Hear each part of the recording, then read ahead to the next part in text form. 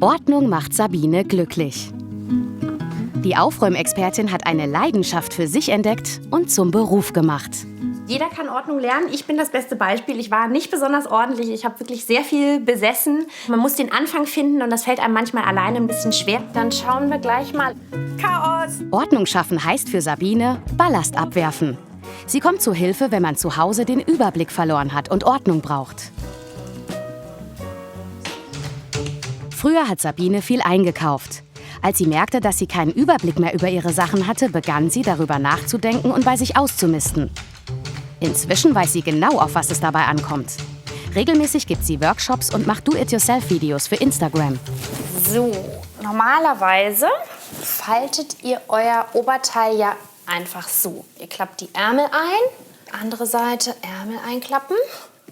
Und dann würdet ihr normal einfach in der Hälfte praktisch halbieren und es so in den Schrank legen. Das machen wir nicht.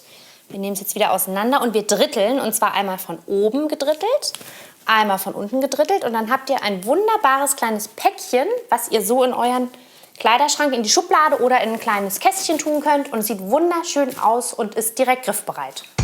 Aus ihrer eigenen Geschichte entwickelte sie ihre Geschäftsidee. 2019 gründete sie ihr Start-up The Organizer. Von Anfang an wollte sie nicht nur aufräumen, sondern auch etwas bewirken. Deshalb nimmt sie die ausgemisteten Sachen ihrer KundInnen am Ende eines Aufräumtages mit, sortiert sie und spendet sie an unterschiedliche Einrichtungen. Sabine will helfen und motivieren. Ich vergleiche das immer so ein bisschen mit einem Personal Trainer zum Beispiel. Man kann auch Fitness und Sport alleine machen. Das kann jeder theoretisch alleine, aber man hat halt diesen inneren Schweinehund und man schiebt es vor sich her und man ist vielleicht auch nicht erfolgreich, wenn man es alleine macht. Und dann holt man sich die Hilfe dazu und ich als Ordnungscoach oder auch ein Personal Trainer stellt eben sicher, dass man motiviert das Ganze angeht und auch wirklich durchzieht und dann am Ende erfolgreich ins Ziel kommt. Bevor Sabine zum Aufräumen kommt, spricht sie erst einmal mit ihren KundInnen. Heine, hallo. Hallo liebe Mary, hier ist Sabine von The Organizer. Hallo. Mariam in Wiesbaden erhofft sich letzte Tipps für den Kleiderschrank ihrer 9-jährigen Tochter. Es geht jetzt nur darum, dass das, was noch da ist. Also es wäre schön, wenn wir nach Farben sortieren. Ja. Ich habe ja jetzt schon ein bisschen nach Farben sortiert. Ich sehe es, ja.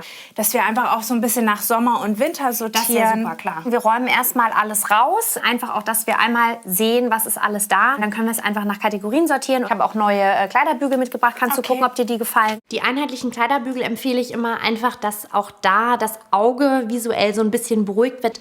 Und natürlich muss man auch aufpassen, dass man eben Kleiderbügel verwendet, die gut für die Kleidung sind. Also häufig hat man ja diese Drahtbügel aus der Reinigung zum Beispiel, die sind für empfindliche Blusen zum Beispiel ganz, ganz schlecht. Also deswegen empfehle ich diese einheitlichen Samtbügel von der Samtbeschichtung.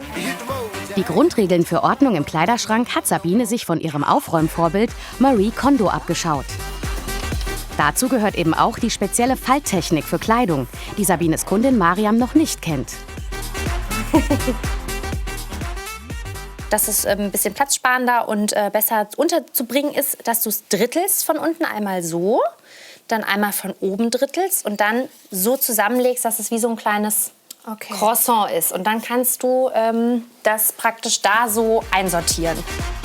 Quasi als Belohnung für das Chaos zuvor.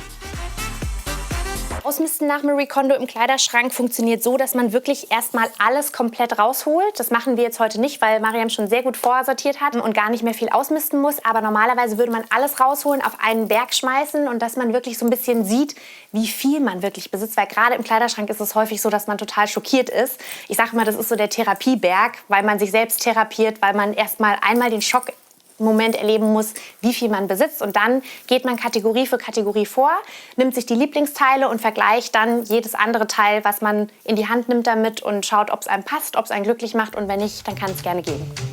Die verbleibende Kleidung kommt in einheitliche Boxen. Der Vorteil von den weißen Boxen ist halt wirklich, dass diese Boxen in verschiedenen Größen existieren, aber sie sind trotzdem sehr schlicht und sehr einheitlich. Und erleichtern damit den Überblick. Das Marie Kondo-System kann man sogar in einer teuren Ausbildung lernen. Sabine hat sich aber bewusst dagegen entschieden. Sie hat mit der Zeit ihren eigenen Stil entwickelt. Um durchdacht aufzuräumen, braucht man ihrer Meinung nach kein Zertifikat, sondern vor allem Ausdauer. Ach, wir sind so ein super Team. Du kannst gleich bei mir anfangen. Das Aussortieren ist Mariam nicht so schwer gefallen. Schließlich weiß sie, dass Sabine die überflüssige Kleidung weitergibt und spendet.